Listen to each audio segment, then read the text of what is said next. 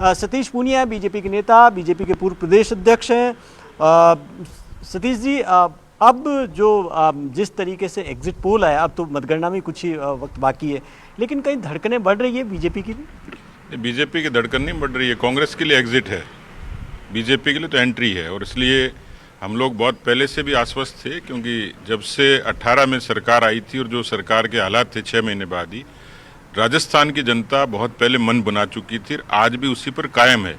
जो मुद्दे थे, अशोक गहलोत ने कोशिश करी थी उसको डिफ्यूज करने की, गारंटी के नाम पे, फ्रीबीज के नाम पे, लेकिन राजस्थान की जनता पेपर लीक, कर्जा माफी, बेरोजगारी, भ्रष्टाचार, कानून व्यवस्था, तुष्टीकरण, ये तमाम मुद्दों पर अंडर करंट था कांग्रेस के खिलाफ। इसलिए कोई कारण नहीं है कांग्रेस की संजीवनी के लिए। वो बेशक ये कहें कि हम लोग रिपीट होंगे, पर जो मैं अक्सर कहता हूं कि उनके डिलीट होने का समय है। इसलिए मैं पूरे तरीके से आश्वस्त हूं। मैं सामने जिसको मुझे लोग सुन रहे होंगे कि 125 से 50 के बीच का कोई भी figure Bharatiya Janata party touch करेगी। बड़ी बात कह रहे हैं आप, 125 से 150। अगर आप ऐसा मान के चल रहे हैं कि 125 से 50 आ रही है, तो फिर सीएम कौन होगा? कमल का फूल होगा। अब तो चेहरा बता दीजिए, अब तो क्योंकि चुनाव हो चुके हैं, आप भी उस रेस में हैं। नहीं, मैं पार्टी का पेपर लीक नहीं करता, और इसमें हम पहले से तय है कि पार्टी का पार्लियामेंट्री बोर्ड जिसको तय करेगा, क्योंकि ये थोड़ा प्री मैच्योर सवाल है आपका। अभी रिजल्ट आएंगे, रिजल्ट के बाद केंद्र क्या सोचता है, किस तरीके की आगे में लोकसभा के चुनाव में भी जाना है, तो बहुत सारी चीज़ें हैं। इसलिए अभी के लिहाज से काल्पनिक सवाल है। लेकिन ये बात तय है कि जिस बात के लिए सब लोग एकमत थे, जिसके कारण हम लोग कलेक्टिवली लड़े, जैसा प्रधानमंत्री जी का निर्देश था, कलेक्टिवली लड़े, कलेक्टिवली जीतेंगे, और लीडरशिप का फैसला भी कलेक्टिवली होगा। तो पार्लियामेंट्री बोर्ड जो तय करेगा वो हम लोग सब उसको मानेंगे।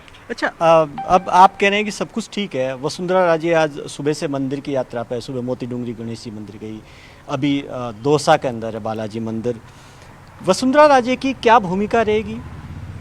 देखिए, पार्टी से अलग नहीं होंगी वो, क्योंकि देखिए देवी देव हम सनातनी लोग हैं, इसलिए आस्था से विचार की हमारी लड़ाई है। इस समय व्यक्ति की या किसी समूह विशेष की लड़ाई नहीं। हम लोग राजस्थान में कांग्रेस पार्टी से कोई भी नेता हो, वो कांग्रेस के विचारों से हम लोग लड़ रहे हैं, और उस विचार में भारतीय जनता पार्टी के विचार को अच्छा बहुमत आए, इसकी मंगल कामना सभी करते हैं। और इसलिए भूमिका नेता के नाते जो भी हमारे नेता हैं, उनकी भूमिका चुनाव में भी अहम रही है, आगे भी महत्वपूर्ण रहनी है सबकी। क्योंकि जो मैंने कहा कि कलेक्टिवली लड़े थे, तो पूरे उस एपिसोड के बाद में कोई ऐसी घटना, कोई ऐसा प्रसंग कुछ आया नहीं।